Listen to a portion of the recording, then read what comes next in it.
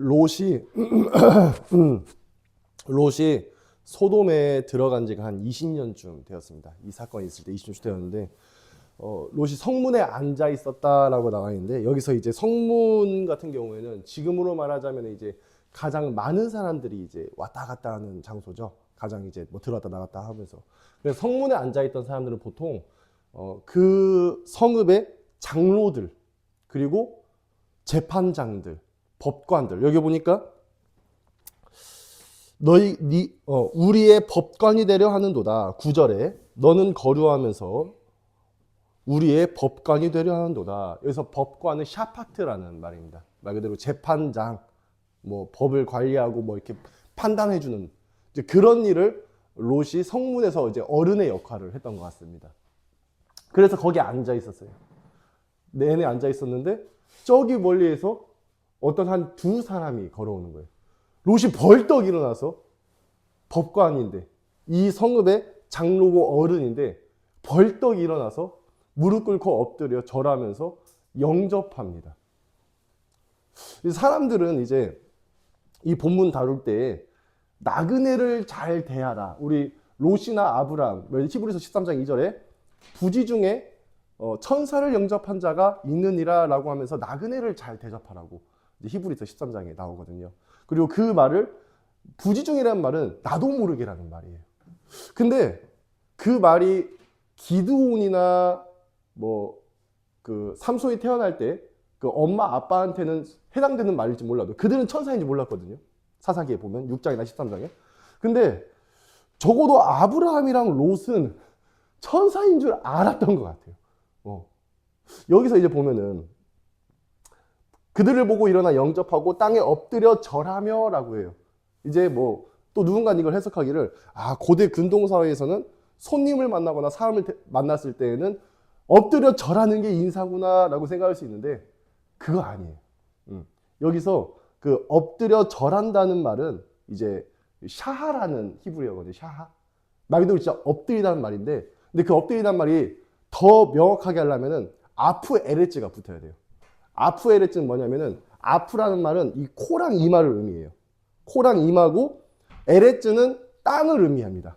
그러니까 코랑 이마를 샤하, 땅에 대고 엎드려라는 말이에요. 강조하는 의미예요.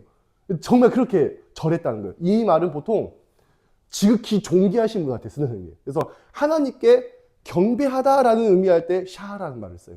또 뿐만 아니라 높은 왕, 주, 어쨌든 그런 사람을 대할 때 샤하라는 말을 쓰는데, 아브라함은 이래봬도 잘 나가는 족장이었거든요. 롯도 소돔의 큰 어른이었거든요.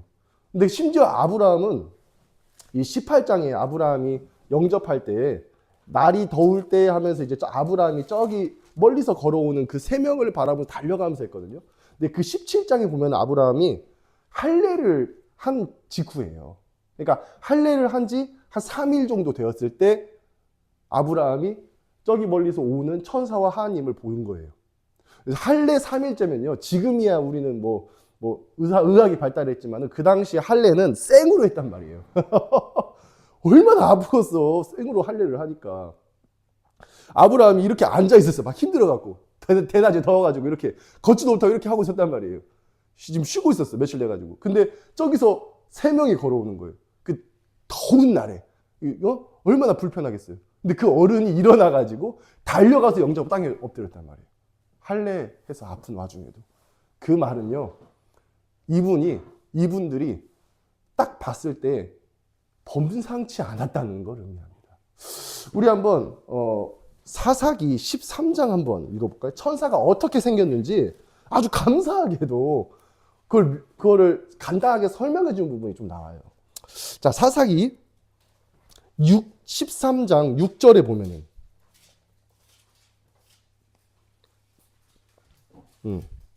사사기 13장 6절에 보면은, 자, 우리 한번 같이 읽어보겠습니다. 시작. 이에 그 여인이 가서 그의 남편에게 말하여 이르되 하나님의 사람이 내게 오셨느네 그의 모습이 하나님의 사자의 용모 같아서. 네, 됐습니다. 자, 하나님의 사람이 내게 오셨는데 그의 모습이 하나님의 사자의 용모 같아서. 그러니까 사람의 모습으로 오긴 왔어요. 근데 그 모습이 하나님 사자의 용모, 정확히 구분하고 있습니다. 하나님의 사람은 사람이고 하나님의 사자는 천사를 의미해요.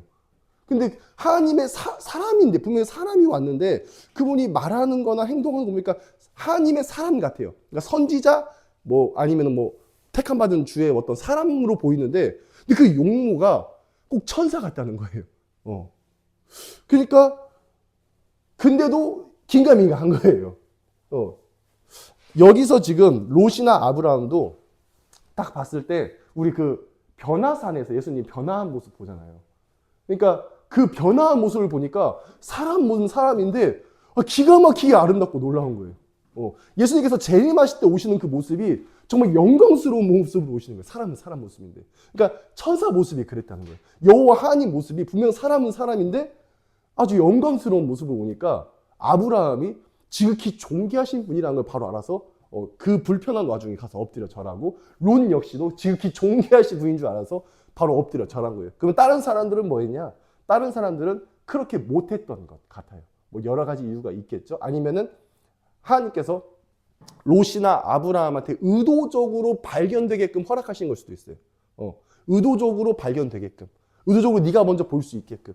어쨌든 아브라함이랑 롯은 조금 손님 대접하는 거, 그러니까 외지인에 대한, 그러니까 미지에 대한 어떤 그런 열린 마음을 가지고 있었던 것 같아요. 실제로 소돔성 같은 경우에는 외부인에 대해서 상당히 적대적이었어요.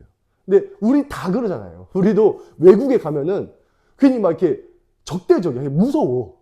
난 그래서 외국은 잘 못 가요. 저도 적대적이지 않으려고 그러는데 외국인들이 무서워요. 왜냐면 미지의 세계잖아요. 그러니까 미지의 사람들이다 보니까 또 소문으로 듣는 게 있잖아. 아니, 유럽 가면 가방을 이렇게 앞으로 메고 다녀야 돼. 안 그러면 뭐 도둑 맞아. 뭐 어디 뭐 밤에 푸켓 갔을 때, 푸켓 여행 갔을 때 절대로 밤에 택시 타지 마. 너 그러다 장기 팔린다. 어쨌든 그런 말 하니까 무섭단 말이에요. 어쨌든 옛날엔 더 심했어요. 별의별 소문이 다 있었지. 이렇게 사람들이 외지인을 무서워하다 보니까 저기 존귀하신 분, 정말 아름다운 모습으로 온 사람이 있을지라도 그렇게 롯과 아브라함처럼 열린 마음으로 다가가기는 힘들었을 것이다 라고 생각이 듭니다. 어쨌든 롯은 달려가가지고 엎드려 절하면서 주여 종의 집에 들어와서 발도 씻고 주무시고 지나가세요 라고 이제 말을 해요. 이제 그래가지고 이제 모시고 가는데 아마 제가 봤을 때 롯은 지름길로 갔을 것 같아요. 자기 집까지. 그럴 수밖에 없어요. 왜냐하면 롯은 모시고 가려고 하는데 자꾸 안 간다고 그러는 거예요. 내가 여기서 노수 갈게 라고 해요. 노수 갈게.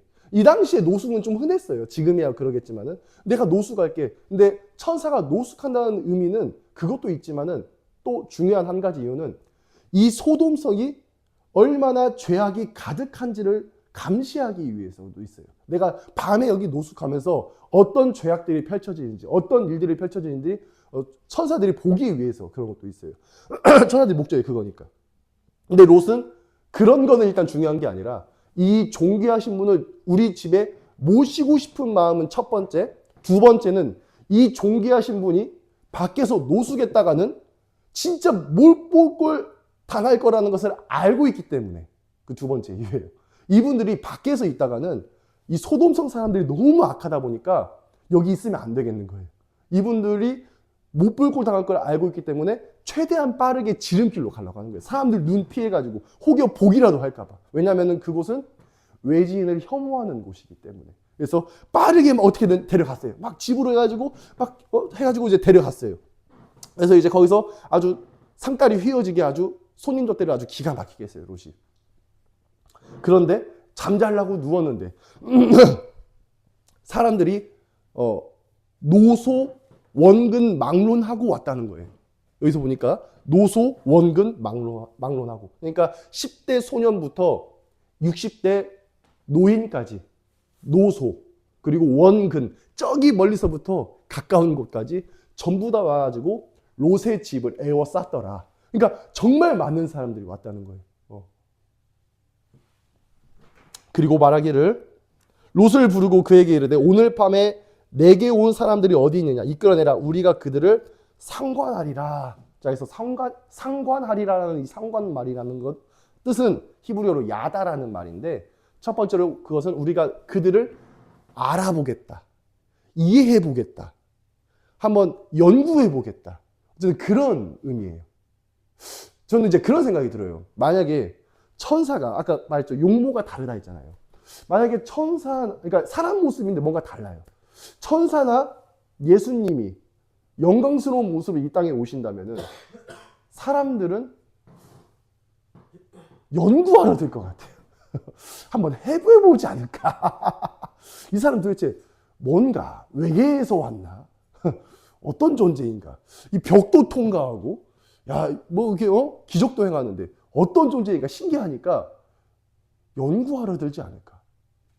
이 소돔성 사람들은 야다. 우리가 그들을 한번 관찰해 보겠다. 한번 연구해 보겠다. 한번 알아보겠다. 이해해 보겠다. 그런 말이에요. 그러니까 미지의 사람인데 어떤 사람인지 한번 우리가 알아보겠다는 거예요. 그러니까 롯이 그러지 말라라고 하니까 네가 이방인이면서 지금 우리 성읍에 얹혀 살면서 법관이 되려 하는구나. 재판장이 되려 하는구나. 그러니까 우리가 그렇게 알아보고 우리가 관찰해보고 우리가 판단해가지고 우리가 알아서 처분할 생각인데 네가 재판장이 노릇을 하는구나. 너 이방인이면서 왜 여기서 네 멋대로 하려고 그래? 네가 그렇게 잘났어? 이제 그런 말이에요. 야다. 우리가 알아보겠다. 근데 롯이 나와가지고 문을 닫고 딱 이렇게 뒤에 서가지고 형제들아 이런 악을 행하지 말라. 그러니까 이 말은 야다. 우리가 그 사람들을 알아보겠다라는 그 말은 롯은 무슨 의미인지 정확히 알고 있었던 것 같아요. 이 사람들을 알아보고 연구하고 해가지고 모욕을 줄 생각이었어요. 결론적으로는 모욕. 그 사람한테 일단은 여기 소돔성은 이 외지인을 혐오하는 장소라고 했잖아요. 외지인 혐오하는 곳. 물론 그 혐오하게 된 데에는 여러 가지 이유가 있을 거예요. 예를 들어서 우리가 옛날에 효순이 미선이 사건 혹시 아세요? 우리 아시죠? 권사님 아시죠? 효순이 미선이 사건이 있어요. 2002년도에 그 여자 중학생 15살짜리 여자 중학생이 그 미군 그 탱크 이제 양주에서 이제 작전 수행하는 길에 그 탱크에 깔려 죽었어요. 2명이. 근데 그게 엄청 처참했어요. 사진도 있는데 검색하지 마요. 그게 처참했어요. 근데 이제 그게 너무 충격적이다 보니까 사람들이 그걸 이제 이슈시켜가지고 주한미군 철수해가지고 촛불 집회도 하고 그랬어요. 엄청 오래됐어요, 그게. 근데 그게 의도적으로 그런 게 아니에요. 군대 갔다 오신 분 알 거예요. 특히 나도 포병이라서 제가 알거든요. 이 전차 타면은 안 보이고 들리지도 않아요. 소리가 엄청 커서 바로 옆에 있어도 무전기를 써야 돼요. 바로 옆에 있어도 이 헤드셋 끼고. 그러니까 전차 그걸 보이지도 않아요. 그래서 한 3명 이상도 타가지고 한 명은 보는 사람, 한 명은 이제 뭐 하는 사람 이렇게 있는데 그게 엄청 어려워요. 근데 어쨌든 사실은 이제 엄청 그 탱크를 피하지 못한 게 잘못이에요. 그 여자 두 학생이 너무 이게 맨날 그 양주에 살다 보니까 맨날 그런 어떤 작전들이 맨날 전차들을 맨날 보고 다니니까 그냥 안전 불감증 같은 거죠. 그냥 알아서 지나가겠지 하고 그냥 이게 지나가고 있는데 그냥 미처 이제 피하지 못하고 그냥 거기 깔려 죽은 거예요. 전차가 빠른 것도 아닌데도 불구하고 안전 불감증에 의해서. 근데 사람들은 그게 이슈화 돼가지고 주한미군 철수, 미군이 살인했다. 그런 식으로 한 거예요. 작전상 어떤 실수인데도 불구하고. 저는 그렇게 돼가지고 한때 우리나라가 아주 오랫동안 몇 년 동안 그 미군에 대한 어떤 혐오 그리고 이제 광우병도 2007년도에 이명박 대통령이 그 수입산 소고기 그게 뭐 광우병 걸린다 그런 식으로 또 이상하게 또 펼쳐가지고 거짓 정보 그렇게 해가지고 저는 미국에 대한 어떤 혐오심이 심할 때가 있었어요. 그러니까 어떤 한 사건으로 인해서 어떤 한 나라를 통째로 그렇게 보는 경향이 인간한테는 있어요. 그러니까 제가 봤을 때 소돔성 같은 경우도 그런 것 같아요. 소돔성에서도 아무래도 외지인이 왔다 갔다 많이 하다 보니까 어떤 사고가 일어날 수 있어요. 근데 그 사고가 일어났는데 그 한 사건으로 인해서 우리 외에 외지인들은 전부 다 나쁜 놈들, 죽일 놈들, 들어서는 안 될 놈들 이제 그런 식으로 이제 하게 된 거예요. 이제 그거에 대해서 어떤 절차들이 있겠죠. 일단 기강을 잡고 가는 거죠. 일단 모욕을 주고 가는 거예요. 그러니까 우리가 막 기싸움 막 그런 거 하잖아요. 막 이렇게 그 간호사 처음에 딱 그 병원에 이제 일하러 갈 때 그 뭐라고 하지? 막 이렇게 태움. 그런 것도 막 있잖아요. 그러니까 막 기간 잡고 간다. 군대도 그래요. 군대도 이등병부터 기간 잡고 들어가고. 그러니까 소동성 사람들이 존귀하신 분들이 왔는데 이분들 우리가 알아보고 연구하고 할 건데 결론적으로 모멸감을 주는 거예요. 전문가로 결론적으로는 기선제압을 하고 들어가는 거예요. 거의 그렇게 빠져왔고 롯도 그거를 봐왔고 그러니까 롯이 20년 동안 살려고 너무 잘하는 거예요. 그래서 어떻게 될지는 아니까 이 사람들이 물론 말은 이렇게 했지만 야다라고 했지만은 결국에는 모멸감을 줄 거라는 걸 알아요. 근데 그 모멸감을 주는 게 뺨을 때릴 때 우리가 모멸감을 느끼는데 가장 큰 모멸감은요. 성기에 가해지는 폭력이에요. 그거 엄청난 치욕이에요. 성기에다가 폭력을 가하는 순간 자살을 하고 싶어요, 사람이. 그러니까 이 성기에 폭력을 가하는 것은요. 정신적인 살인뿐만 아니라 그러니까 육체적인 폭력을 동반한 정신적인 살인이에요. 그러니까 그 영혼을 아주 죽이는 행위거든요. 그러니까 결국 그렇게 할 거를 알고 있기 때문에 형제들아 그런 악을 행하지 말라라고 하는 거예요. 그러니까 사람들이 아주 우회적인 표현으로 야단을 썼는데 이런 식으로 나오니까 네가 우리의 법관이 되려는구나. 우리가 너 먼저 죽일게. 그러는 거예요. 자, 그리고 롯이 다시 말합니다. 형제들아, 내게 남자를 가까이 하지 아니한 두 딸이 있다. 너희들 마음대로 해라. 라고 말해요. 자, 한번 내가 다시 설명해 줄게요. 여기서 롯이 매정한 아빠라고 보일 수 있어요. 근데 우리가 이 성경을 읽을 때에는 그 맥락이라는 게 있어요. 이 당시에 통용되는 어떤 그런 언어들이 있거든요. 예를 들어 우리 이런 거예요. 야, 우리 집에 라면 먹고 갈래? 남자가 여자한테 그런 말 할 때 어떤 뉘앙스가 풍겨져요. 그게 성적인 뉘앙스를 우리 풍긴다는 거 많이 알잖아요. 밤에 야, 우리 집에 아무도 없는데 우리 집에서 라면 먹고 갈래? 이렇게 할 때는 그게 그 라면이 목적이 아니야. 그 이면에 어떤 목적이 있는 거예요. 우리 집에서 밤에 우리 집에 아무도 없는데 고양이, 강아지 보러 올래? 이런 건 역시도 그 이면에 다른 목적이 있는 거예요. 이것도 마찬가지예요.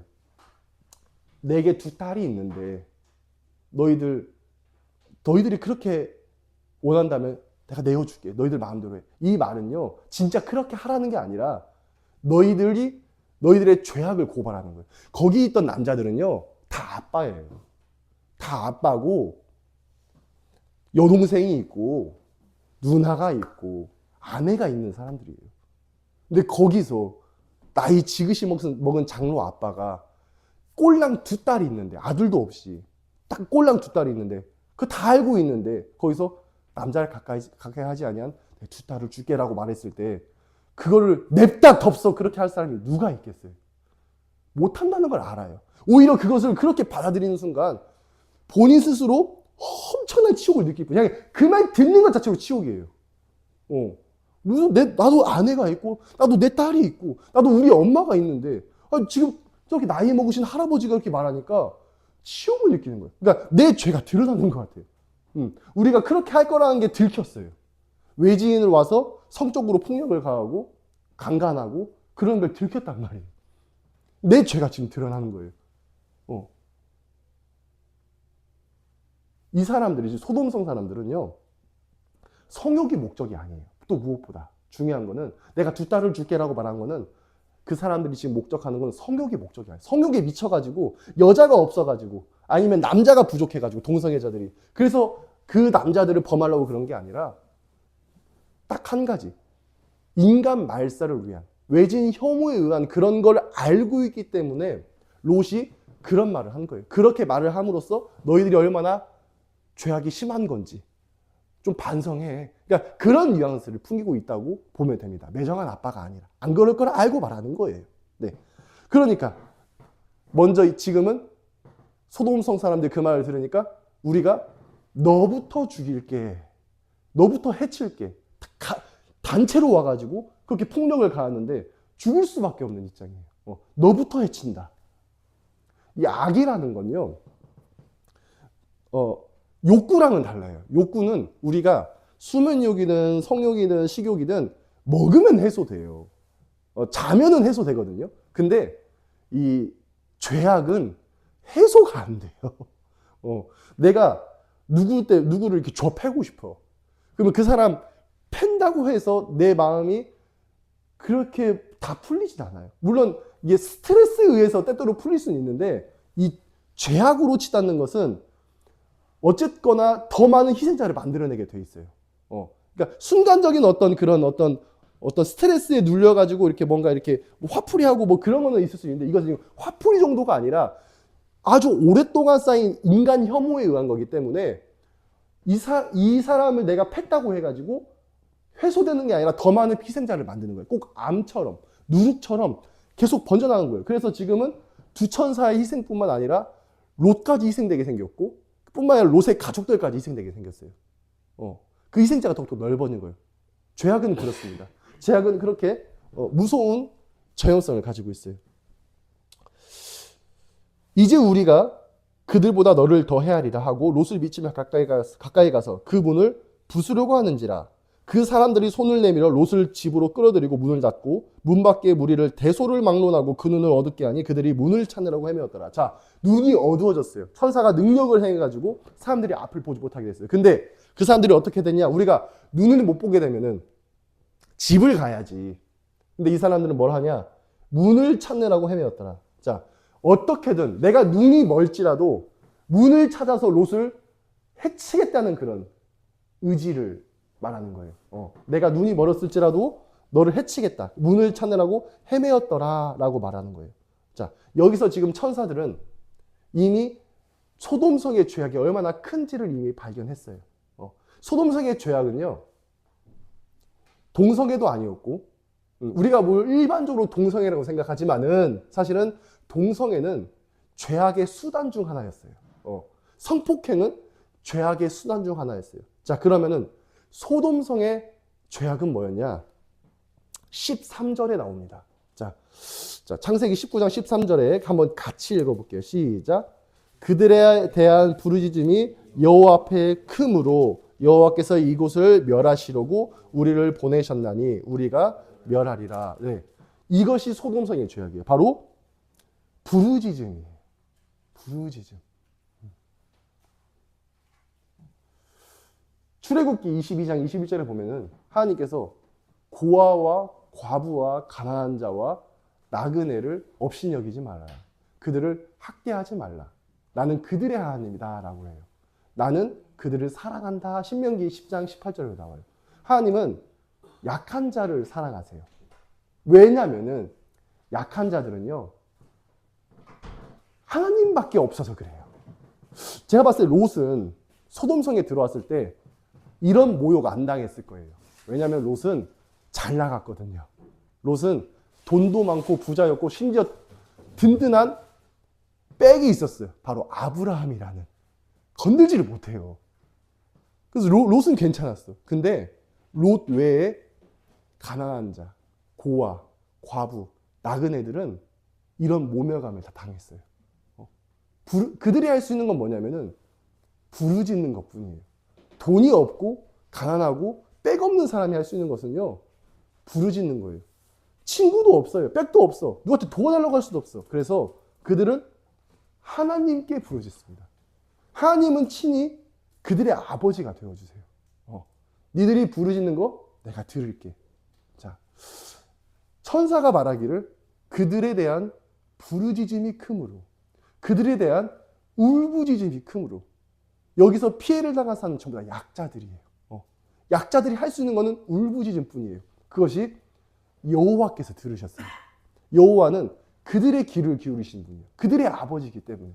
그래서 이곳을 멸하러 왔다. 사람을 하나님 앞에, 우리가 심판대 앞에 섰을 때 우리가 추궁당하는 건 단 한 가지예요. 너는 사람을 사랑했니? 아니면 미워했니? 단 그 한 가지예요. 예수님께서 말씀하세요. 너는 다만 하나님을 사랑하고 이웃을 사랑하라. 이것이 계명의 전체다. 그러면 그 반대로 사람을 미워하고 모욕하고 멸시하고 혐오하고 그렇게 하는 것은 완전히 그 반대되는 일을 하는 거예요. 하나님 심판대 앞에 딱 섰을 때 하나님은 단 한 가지를 보시는 거예요. 얼마나 많은 자들이 너에 대해서 울부짖었는가. 그 울부짖음만이 하나님 앞에 유일한 고소장인 거예요. 그래서 그 부르짖음이 크므로 내가 멸하러 왔다라는 거예요. 우리가 신앙생활 하면서 사실 제일 중요한 건 이건데 이걸 좀 놓치고 사는 경험이 많아요. 우리는 인간 물론 상처받을 수도 있어요. 아플 수도 있어요. 그러다 보니까 자꾸 자기 안으로 들어가요. 나이가 들면 들수록요 이게 방어적이게 돼요. 나이가 들면은 방어적이게 돼요. 왜? 지금까지 상처 많이 받아와서 자꾸 내 지키고 싶은 거예요. 그렇게 되면요 자기 감정에 집중하게 돼요. 그러니까 언어가 달라져. 너 나한테 왜 그래? 라고 돼요. 그러니까 나에 대한 감정에 집중하게 돼요. 너 나한테 왜 그래?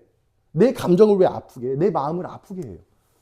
근데 우리가 넓은 마음을 가지고 회복된 마음을 가지면요. 너 왜 아팠어? 너 왜 그랬어? 라고 질문이 바뀌어요. 너 나한테 왜 그래가 아니라 너 많이 힘들었어? 비록 네가 나한테 심한 말을 했을지라도 너 나한테 왜 그래라고 안 해요. 너 많이 힘들었어? 라고 해요. 그러니까 자꾸 상처를 받고 사회생활하면서 아파지니까 자꾸 내 안에 집중하고 내 내면에 집중하다 보니까 소돔성처럼 외지인을 전부 다 밀어내고 자기 안에만 집중하게 되는 거예요. 그러니까 다 밀어내고 공격하고 죄를 저지르게 되는 거예요. 자기만 사랑하게 되고 남을 사랑하지 않게 되는 거예요. 우리는 하나님 앞에서 회복돼야 돼요. 그래서 예수님의 보혈로 성령으로 회복돼가지고 내 안에 집중하던 그 모든 감정들, 내 안에 집중하는 그 모든 것들을 이제는 밖을 향해서 너 많이 아팠니? 너 이제 괜찮니? 혹시 내가 너한테 실수한 거 없니? 그렇게 시선을 바꾸면요. 제 마음은 저절로 치유가 되고 남들도 저절로 치유가 되는 진짜 빛과 소금의 역할을 할 수 있는 그런 성도가 될 수 있는 거예요.